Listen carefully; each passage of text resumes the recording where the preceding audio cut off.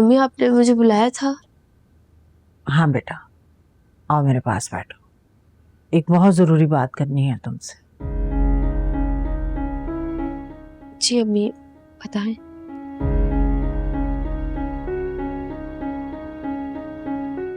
ऐसी क्या बात है जो बोलने के लिए आपको इतना सोचना पड़ रहा है? बेटा बात ही ऐसी है, बगैर सोचे समझे की ही नहीं जा सकती। जी बताएं मुझे, मैं सुन रही हूँ।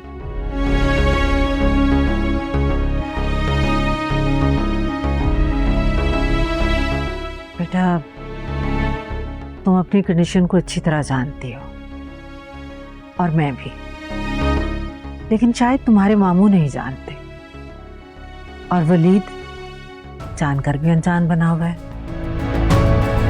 आप कहना क्या चाह रही है अम्मी, मुझे खुल के बताएं। बेटा तुम्हारे मामू ने तुम्हारी और वलीद की औलाद को लेकर जो ख्वाहिश जाहिर की है उसको लेकर मैं बहुत परेशान।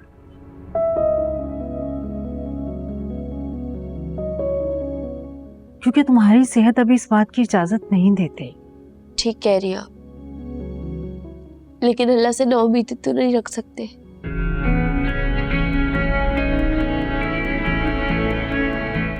वो तो पत्थरों में भी फूल खिला देता है। बेशक, इसमें कोई शक वाली बात नहीं है,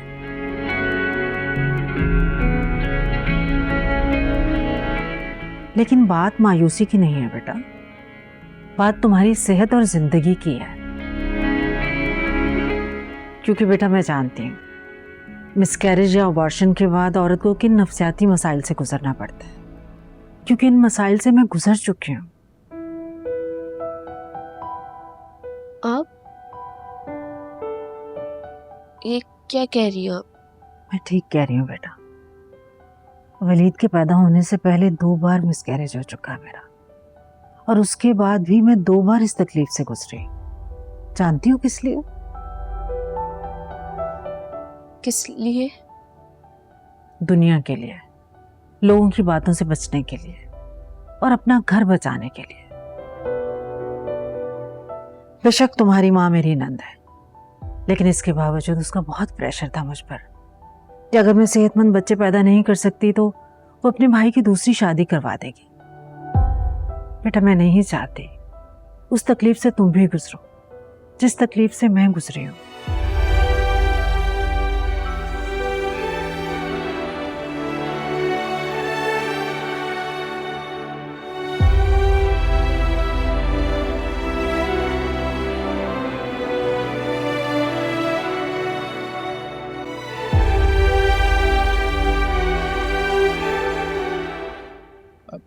अस्सलाम वालेकुम आंटी।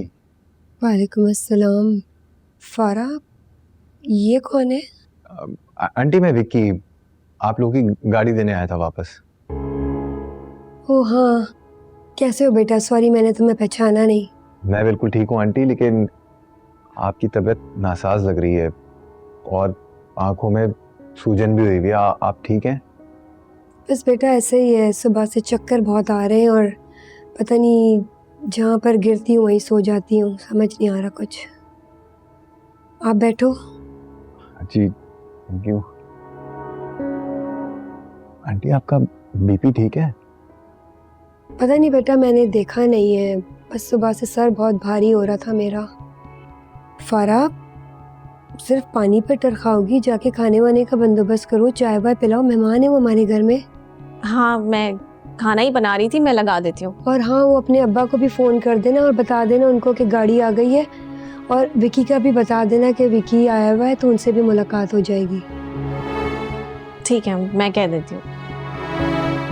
क्या जरूरत है आंटी तकल्लुफ की? अरे नहीं बेटा, पहली दफ़ा आए हो, तुम सुनाओ।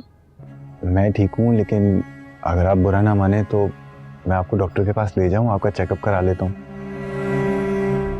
नहीं बेटा शुक्रिया बहुत बहुत, बस हल्का सा सर भारी हो रहा है, मैं भी चाय पीऊँगी ना तो मैं बेहतर हो जाऊँगी, थोड़ा आराम कर लूँगी।